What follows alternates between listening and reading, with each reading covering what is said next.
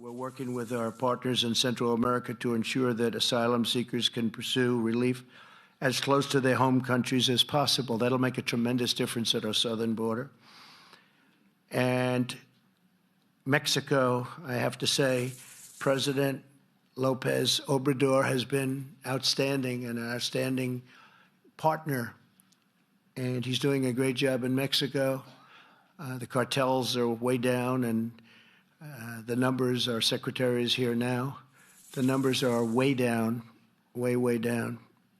And we're doing that without the help of Congress, meaning the Democrats in Congress, who won't give us a single vote to take care of loopholes. We have loopholes that are so horrible, and it would be so easy to fix. And they know they should be fixed, but they don't want to do it because they don't want to give Trump any credit, because it's all about the election. That's all they care about. They don't care about our country. They care about the election. And the sad part is, with all of the tremendous work that we've done this weekend, whether it's Secretary Mnuchin or Secretary Pompeo, who had some outstanding meetings, with all of this tremendous work that we've done, the press doesn't even cover it.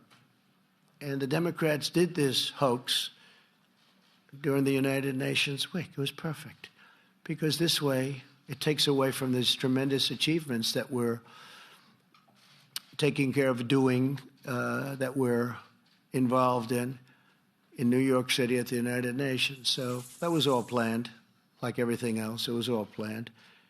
And the witch hunt continues, but they're getting hit hard on this witch hunt, because when they look at the information, it's a joke.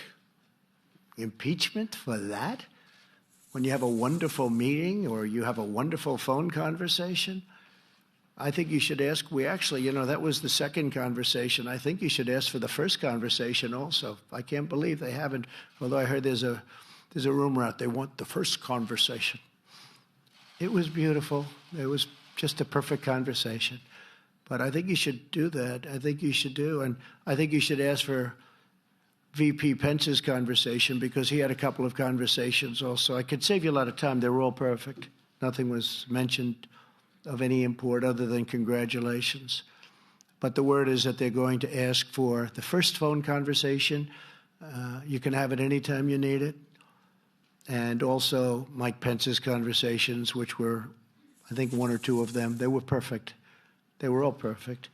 It's very sad what the Democrats are doing to this country. They're dividing. They're belittling. They're demeaning our country. So many leaders came up to me today and they said, "Sir, what you go through, no president has ever gone through. And it's so bad for your country." People laugh at the stupidity of what they've asked for. And here we could do asylum. We could do all of these different things so easily. We could do asylum quickly. We could do loopholes, get rid of them. Instead, we actually make deals with Mexico and with Guatemala, El Salvador, Honduras. And we're doing it with them instead of with our Congress. But we're doing it. We get it done. The wall is being built, by the way.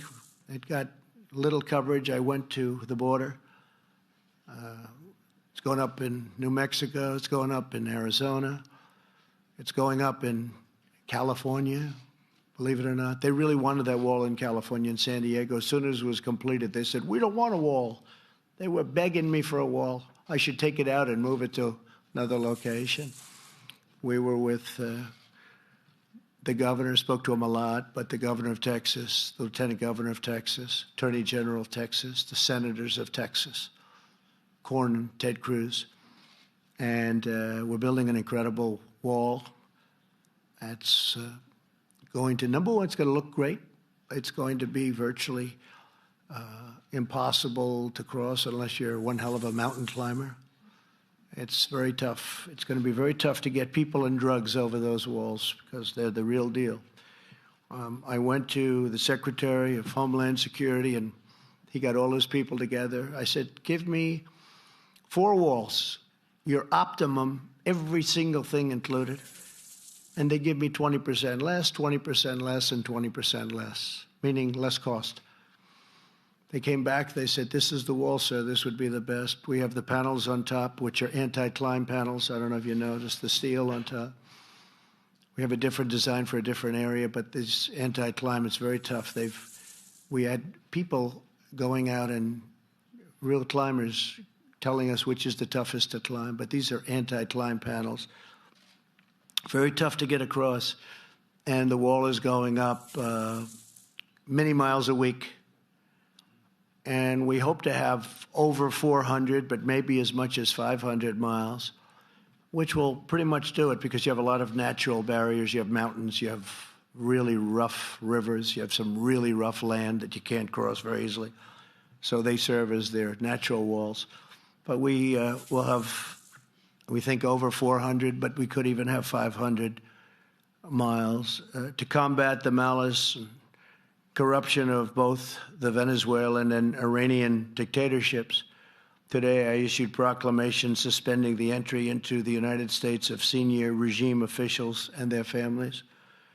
And further, to promote American values, on Monday, I was proud to be the first president in history to host a meeting at the United Nations. I'm so surprised, first president for this. I can't believe that I'm first. I spoke to Franklin Graham about that. I can't believe it.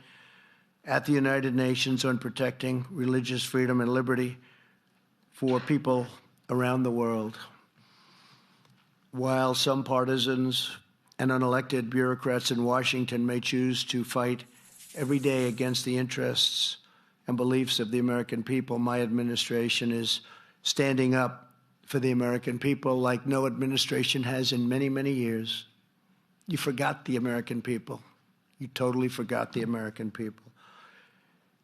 This week, every week, I really can say, of my presidency, we're standing up for American prosperity, American security, and the American way of life.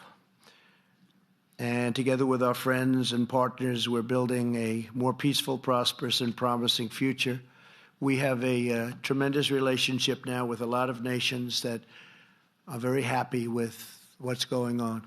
And that includes in South America, where they've been so helpful, where nobody thought this would be possible. The relationship with Mexico as an example, or El Salvador, or Honduras, or Guatemala. Nobody even knew about it. Yet we sent them hundreds of millions of dollars. And all we got back was caravans of people pouring in. We had tremendous, it was terrible. And we've got that stopped, and the countries are now helping us. And we stopped those payments, by the way. We don't pay those countries that money anymore. But I will tell you, if they're as good as they seem to be, they're really doing a job on crime and stopping the wrong people from leaving and coming to the United States.